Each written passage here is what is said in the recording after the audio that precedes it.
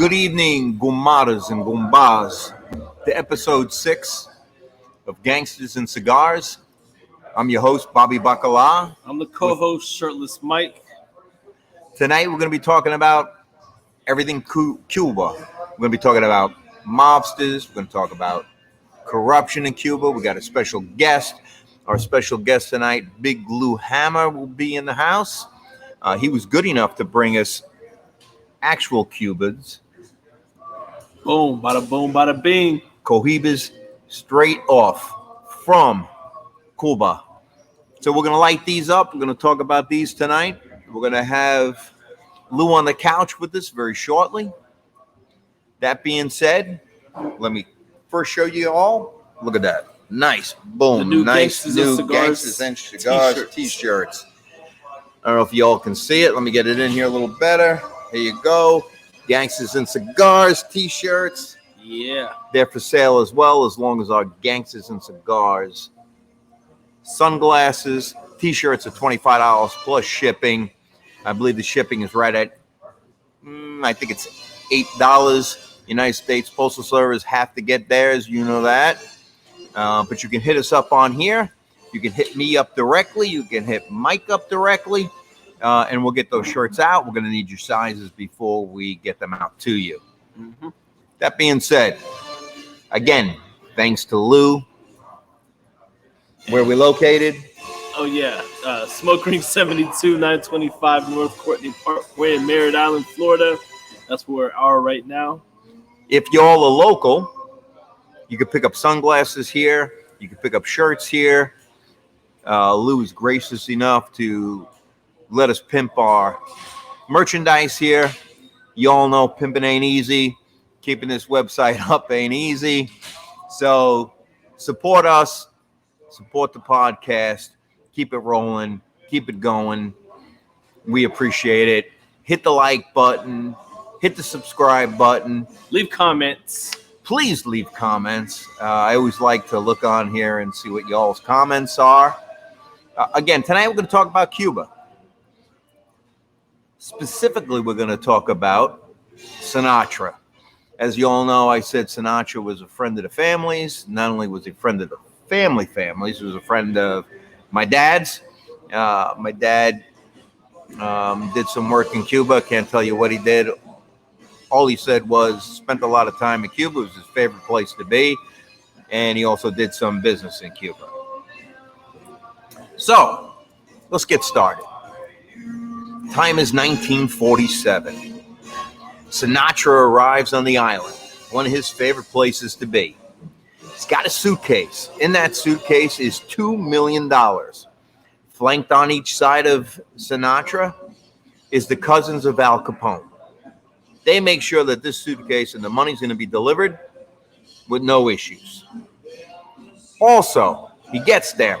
The money's going to Lucky Luciano, who was a friend of his from Hoboken, New Jersey, and Meyer Lansky.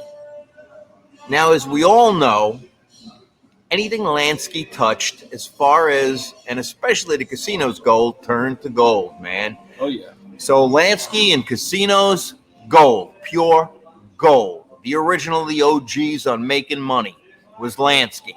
They could talk about the Italians all they want. Lansky was the brains of making money for the Italians. All right, gets there. He gives the money to Lucky Luciano. The money is going into a then famous, and as my brother and buddy Lou the Hammer just said, matter of fact, made a phone call to Cuba as he was sitting there, and he'll be on the couch in a minute. The National Hotel is still running strong, man. I believe Lou said it's still a 5-star, and we'll ask him about that in a minute. Money went to the National.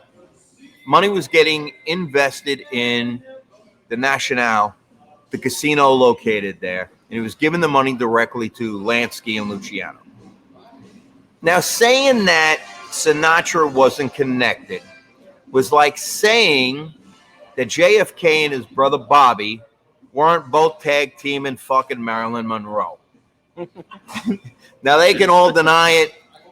Sinatra denied it. has always said he wasn't connected. I think in Godfather 2 is where you see Sinatra singing at the wedding. That actually did take place at a wedding. But Sinatra was connected. They brought his career forward. All right, we're back in Cuba. Just prior to Sinatra getting and landing in Cuba with that shit ton of money, there was a meeting of everybody who's who in the family. And in the families, Chicago, New York, Miami, they all showed up for this big meeting on how they were going to invest all of this money into the Pearl of the Caribbean, into Cuba.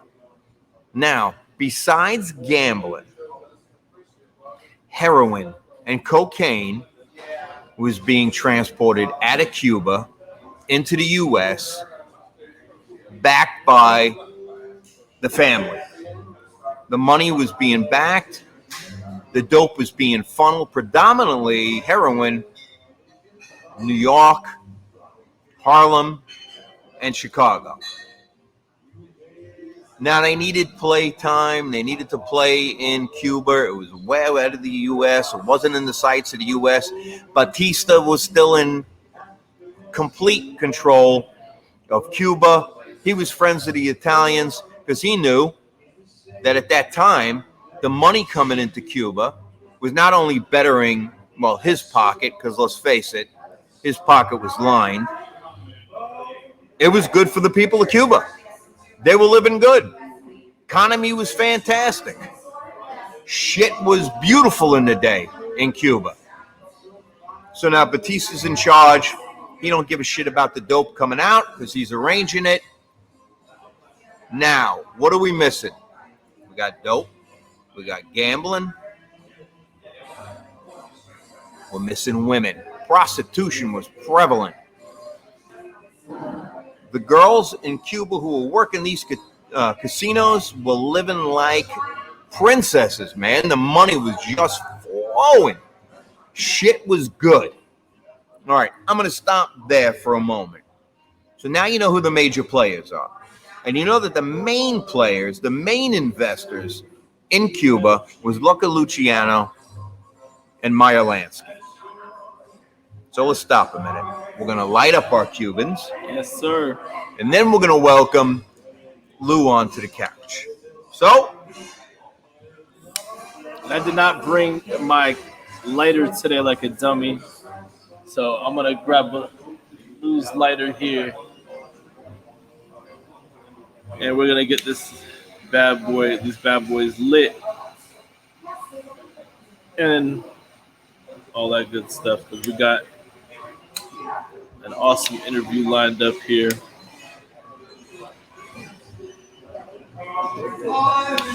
Nice.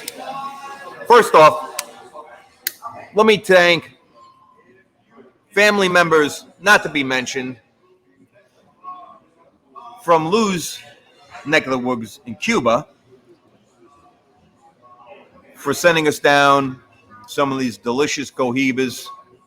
We appreciate it. We thank you. I did not say salute tonight. I apologize. So salute. We're going to enjoy a Cuban. Salute. Salute. So let me welcome one of my brothers. And when I say brothers, I mean that. Very close friend of mine. We ride together. We break bread together. Lou may have a baseball bat or two. But I want to introduce Lou to the couch. Lou Hammer, come sit down at the couch with us. Gentlemen. Yeah, bro. What's happening? How you doing? Lou, welcome. Sit down. Lou's a tiny guy. Going to take up most of the couch, but thank you again for the Cohiba. We do have a new camera. And we can sit back and relax during this, so the microphone picks up good, so we're good to go. Good deal. All right, so Lou, You heard me talking about Sinatra and Meyer Lansky and Lucky Luciano, and we're going to talk a little bit more about the hotels that are still there and what's life like there now on the island since Castro took over. So let me digress a minute. So I spoke about Batista. He was in charge of Cuba. Cuba's wonderful. Cuba's flourishing. Cuba's beautiful. What was going on back in the day? Absolutely. It was the place to be. Again, my parents' favorite place to be, my dad's favorite place to be. I'm dying to go.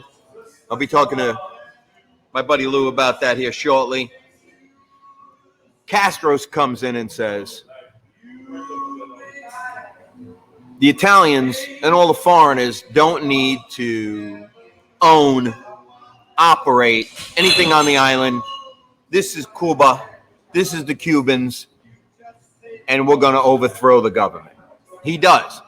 He overthrows the government. He goes into the casinos. The Italians by then know this is coming down. Italians don't want to get in a pissing contest in an all-out battle. Italians pack up. They move out. They go into the casinos. They destroy the casinos. They take over power. Now, from that point moving forward, Cuba's never the same again. The economy goes to shit. He treats his own people like shit. And what I don't understand is, well, like most dictators, he talks about, I'm going to do this for the people. I'm going to do that for the people. But he took the money out of their pockets. He took the livelihood away. Now, I understand that it was controlled by mobsters, but the economy was flourishing. He did nothing for the Cuban people. I talk about the Nacional, which was the biggest of the mob's playgrounds, the biggest casino. And I asked Lou prior to me mentioning it, I said, hey, Lou, is the casino still flourishing? He makes a phone call to Cuba as we're sitting here. And yeah, and what were you told? It's a great, it's a facade. The nice hotels stay nice for the people. Not for the Cuban people, because the Cuban people are not allowed in these hotels. For the tourists. The tourist lines Fidel's pockets. Fidel's not alive, but the Castros are still in power. No matter what they say, they're still in power. They just, everything is in their pockets. Isn't his Jacomine brother still in power, or? Hell yeah. He is. He might be old and decrepit, but I know. He's still in power. No matter what, if he's a Castro. So for my paisans out there, you know what I'm talking about when I mention Giacomine or Finocchio. So his brother swallows more than a cigar. Oh, yeah. That's all I got to say. Am I right or wrong? Oh, yeah. So talk to me about some of the corruption in Cuba still. Now, you can't own your own business, right? You're not allowed to own a jet. And what happens if you got a committee person in every block where your house is. What is that? It's a person that snitches on you.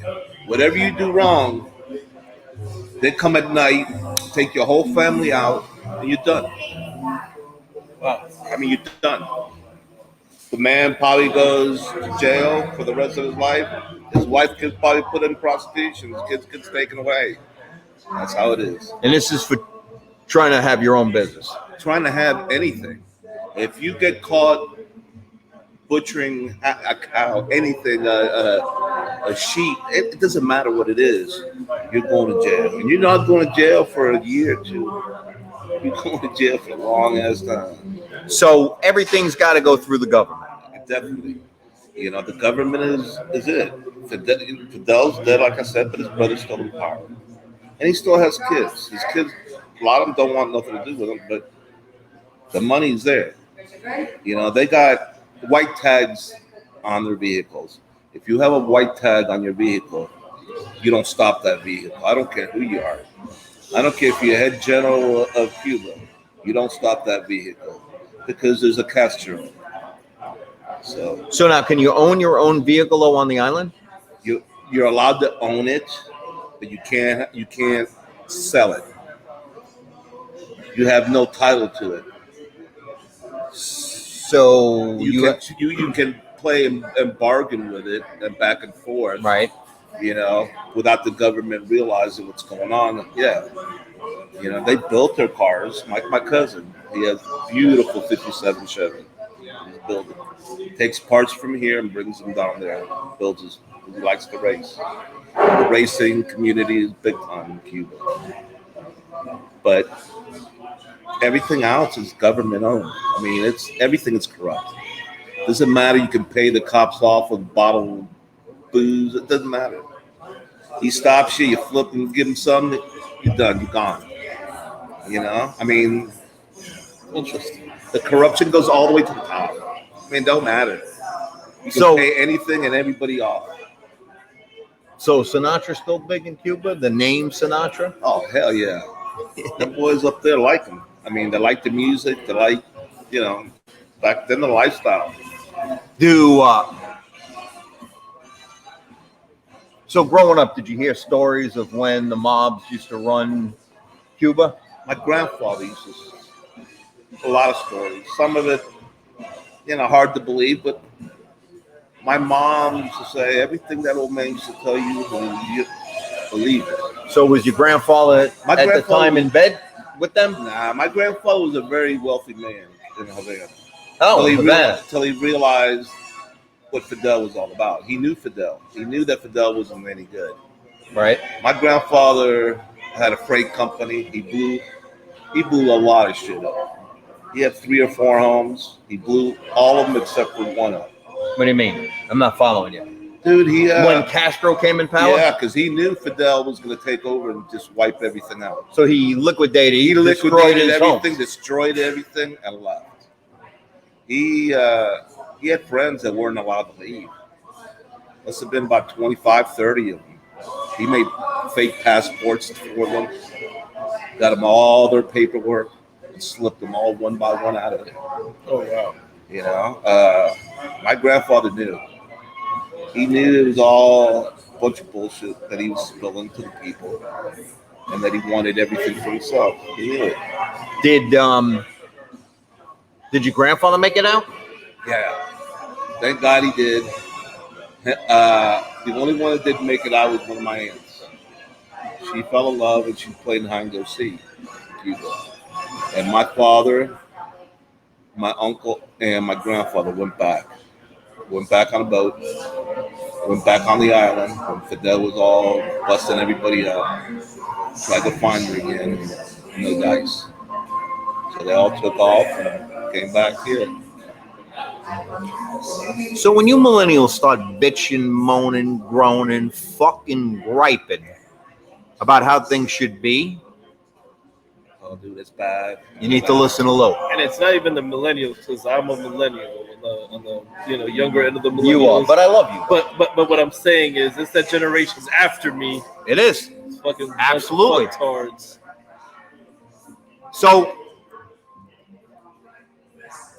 I'm living in Cuba.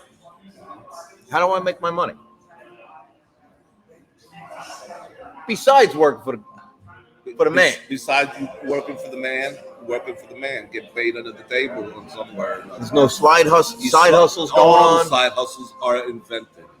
I mean, if you don't have a part for a car, you invent that part. You make it. You make shit to come. I mean, so if I wanted to make parts for cars and shit, I just can't get caught. You can't get caught. So how do I keep my fucking car running? Hey, ingenuity, baby. What about cockfights?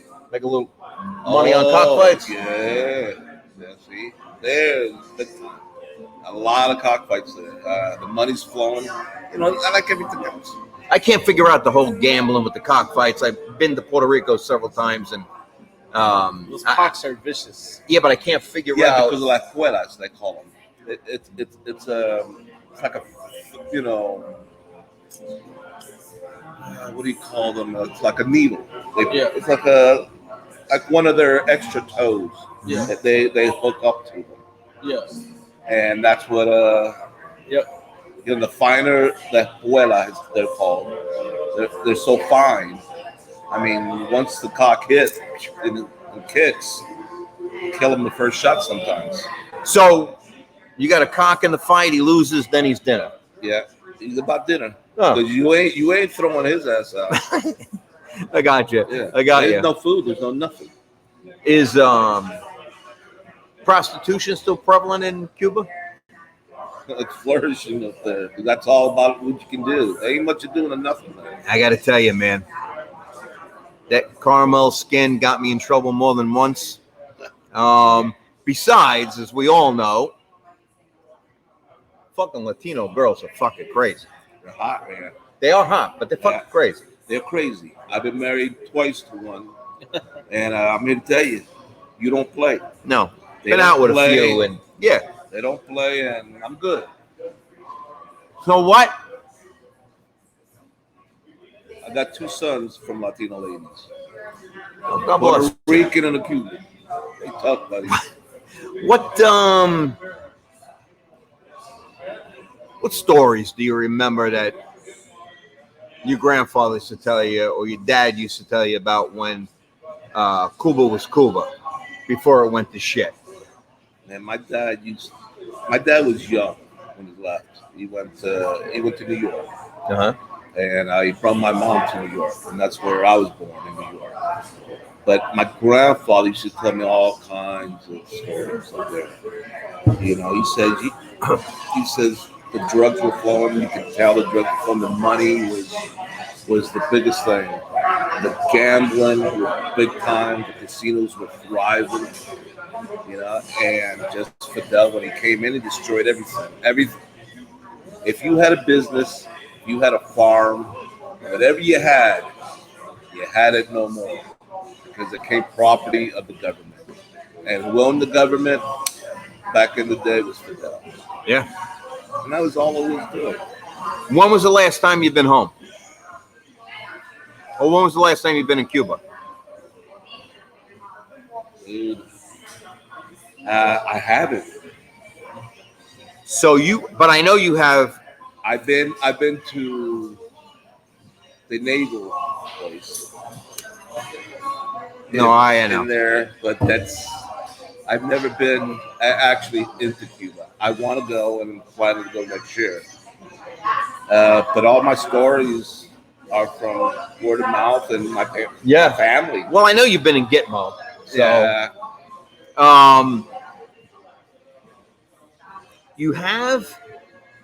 Don't you have cousins and shit that just moved over? Yeah. That you were housing for a while? Oh, dude, my cousin lived with me for 5 years. Yeah, Casalu, baby. So he finally moved over. But I'm good because his twin worked at the Cohiba factory. And every time my cousin came back and forth, I had boxes of Cohiba. Oh, I know, because you've shared those boxes with your brothers. Yes, sir. I kind of miss. Yes, sir. Kind of miss having a box or two, to be honest with you. So we'll have to put an order in here shortly. I think he's heading back. The COVID just kind of messed up everything.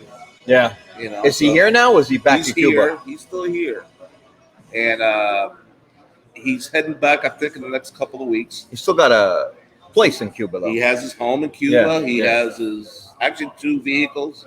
Yeah. One is, like I said, that 57 Chevy that they're just finishing up for him. I mean, and everything's ridiculous. The pricing is, he'll sell that damn 57 Chevy for $80,000. Yeah, that's insane, man. I don't know who can afford it there, but that's insane. Table. Yeah, that's People insane. got money. Because everybody's got a side hustle and make ends meet. Everybody has a hot side hustle. Mostly everybody, but a lot of people don't, man. They just scrape and buy. Oh, I know. Well, yeah, the majority of everybody there is poor. I get it. Big time. So, Mike. Yes, sir. You're a guru when it comes to cigars. Tell me about the cigar you're smoking. How you liking it? I'm enjoying it. Typically, Cohiba's on the milder side of things, but it's very flavorful as far as it's it's a mild body cigar, but it's full of flavor though. I'm trying to pick out what, 'cause I smoke several cigars every single day, more than several. But do you have any thoughts on what you're Well, getting so far? Do you taste that it's been rolled on a virgin's upper thigh? I mean, I get some hints of that. I mean, because I mean, you can tell the distinct difference though. 'Cause absolutely. I've been smoking Nicaraguan cigars all day long. Yeah. And I smoke this; it's just got a completely different taste to it. Completely different. Just See, like when now- you smoke a Dominican, So Exactly. Well, I got to say, so you're correct. Most Cohibas that I've smoked here, like if I go to the humidor and pull a Cohiba out, I know it's going to be a mild smoke. well, This is- the red dots aren't really mild. Like No, that. this is definitely a full medium-bodied smoke. Yes. Yeah, The Cubans. Yeah. To me, it's mild, but when I say it's mild as far as the body, like the strength level. Right. But because it's full flavor, it really feels like more of a medium, is what I'm trying to clarify and say. I got you. So, It's the way the smoke feels in your mouth. How it makes you feel. So It's a good cigar. but you could that full flavor is what makes it come off more like a medium body.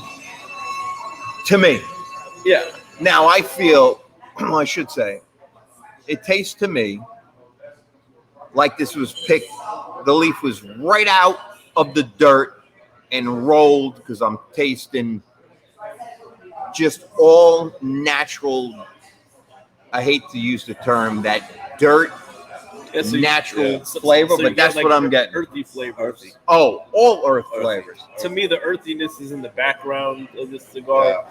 I'm getting a little, now that I'm kind of thinking about it more, because I'm trying to listen to the conversation, but now that I'm thinking about it more, I'm getting more of the, a little bit of pepper, a little bit of leather and cedar notes, but Definitely leather. Definitely, yeah. Definitely see. I'm not tasting the. You get that little bite, that little. I guess you would Very say a little little. pepper bite to it. But you can absolutely tell you're smoking a Cuban and you're not smoking yeah. Very, very a distinct. Nicaraguan version of a Cohiba, or much like that Puerto Rican smoke we smoked last week. I mean, you can tell it's just not, these imported ones that we can pull out of the humidor or out of smoke rings. Exactly. All right, let's get back talking Sinatra. So Sinatra, after delivering all that money, $2 million go directly in the casino. At the time, Capone's nephews want to get more involved from Chicago than Chicago is. Luciano and Lansky is like, we'll take your fucking money. We'll give you a taste, or like we like to say, we'll let you wet your beak a little bit. So they let them wet Just their the beak, tip. but just the tip, just a little bit. They let them wet their beak, but by no means was Luciano and Lansky going to let anybody else other than the Hoboken and the New York crew move in, especially in the day in Cuba. Wasn't happening. Sinatra goes on, as you know. Lansky, he really develops Vegas. Vegas is a fucking dirt desert before Lansky comes in and goes, you know what, man? We could turn this into a fucking mecca, into a gold mine. Paradise. Absolutely. Paradise. Who does he take with him? Lansky takes with him. He calls his friend. He needs a big draw. He needs somebody to draw the people in, not only in Cuba, but in Vegas. Calls Sinatra. Sinatra calls his boys, my favorite, Dean Martin, Yeah, buddy. and the Rat Pack. Yes, sir. Yeah. So, Sammy Davis Jr., he could be black, but he was the closest thing to being, as we call it, a made man as possible in Vegas. So you've got Sinatra, Martin, and then they bring in Sammy Davis Jr., round off pretty much the Rat Pack, and that's the draw on the casinos. They bring in people, they bring in money. The Italians are bringing in more money. Vegas starts flourishing because remember, after the fall of Cuba, they needed a place to go. And actually, Lansky redevelops all of Sin City. What goes on in Vegas stays in Vegas. We're going to do an episode on Vegas. We're going to have somebody in who is a dealer for Vegas. We're going to talk about Vegas a little bit more. But Cuba, getting back to Cuba, first off, I love Cuban food. Spending all my time in organized crime, working organized crime, out of Miami, I dig the mom and pops. And I dig the nightlife. And I dig the fucking music. And I dig everything there is about Cuba. And I always tease my wife and I say, I want to go to Cuba. I want to sit outside in a cafe. I want to have a hand-rolled cigar. I want to go to the Tropicana so fucking bad. You have no idea. And I'm going to make it. I'm going to go. So they have travel open to Cuba again. The cruise ships have been stopped, but you can still travel to Cuba. Yes. So I just got through doing this, all my research on, so you got to get this pass to go to Cuba just for travel. So I'm in the process of trying to figure out how I'm doing that. I want to have the hottest fucking Cuban chick roll a cigar for me. And they will. I want to have some Cubano coffee with a little bit of anisette in my coffee, smoke a cigar, listen to music, dance in the street, and just spend a good 3 days, long extended weekend in Cuba. I want to watch the cars. I want to hook up with Big Lou's family in Cuba. I want to hang out. And I want to try to live like the mobsters did in the 40s. I want to hang out now that I know that the Nacional is still in full bloom, I want to go have dinner at the Nacional and I want to party my ass off at the Tropicana. Maybe I can convince Big Lou to meet me in Cuba. I don't know, shirtless Mike. Maybe we can get your little ass over there to Cuba. All three of us. Oh yeah, I'd definitely be down. Yeah, we'll do one of these from his family. Absolutely. They got Wi-Fi over there. I can get you Wi-Fi, man. I can get you anything you want. So I think we should do. It don't matter. You gotta have a guy. I got a guy. You gotta have a guy. I got a guy. I think Lou knows a couple of guys, so when we get over there, we'll be taken care of. Good. We need to do an episode from Cuba. I'm going to make it fucking happen. I know I'm going to go. I've said it for a while, but I'm telling you right now, I'm going. Maybe within the next few months, I'm going to figure this whole thing out and be in Cuba. Anything you want to add?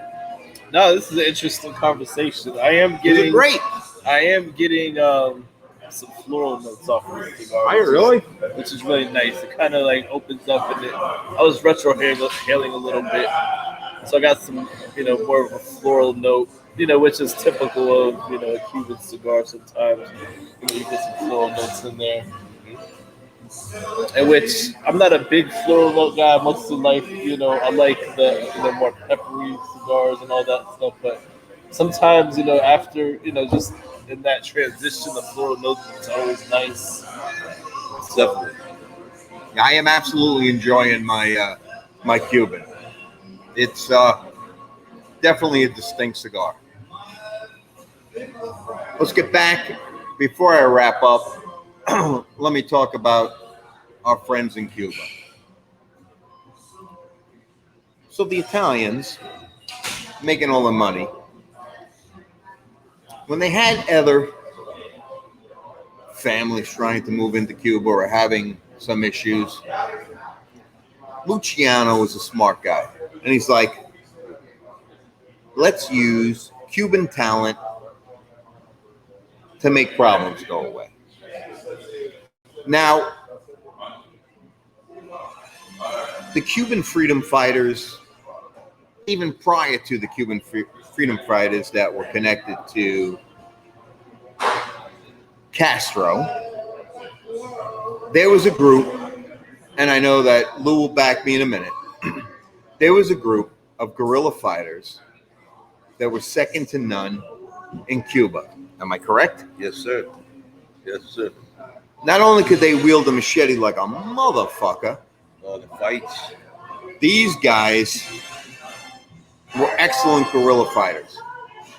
When Luciano or when Lansky had an issue in the casino, and the issue had to be dealt with, don't get it twisted.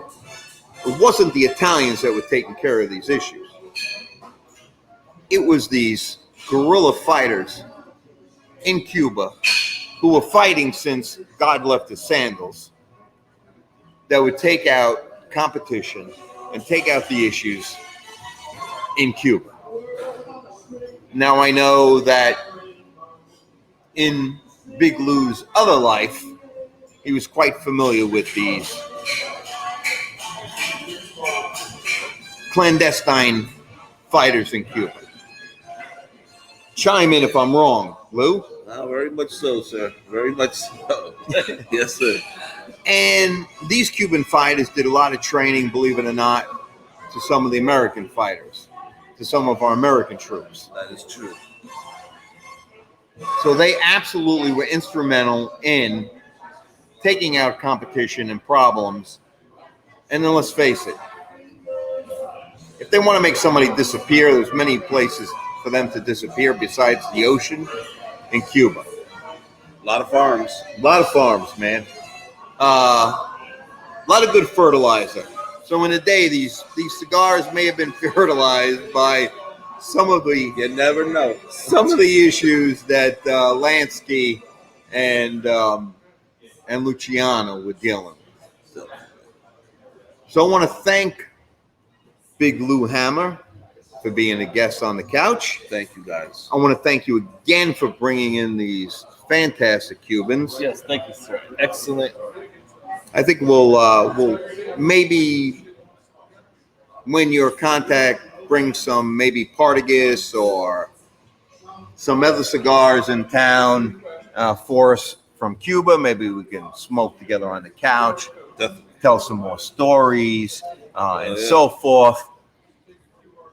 So in closing, I raise a glass, salute. I want to say my favorite ending line is, Mike, you're familiar with it. You could either be seated at the table or you could be on the menu. Hell yeah. God bless. God bless. Until episode 7. I'm trying to have episode 7, everything that goes boom. We'll have a special guest. We'll talk about car bombs. We'll talk about how most of the Italian hits using car bombs were used. I also want to give a shout out. Give me 1 second. Let me make sure I get this correct. So, smoke a cigar, took a bite of cigar. Man, This cigar is awesome, real quick. So before we get off of here, but man, this cigar is excellent. And yeah, man. all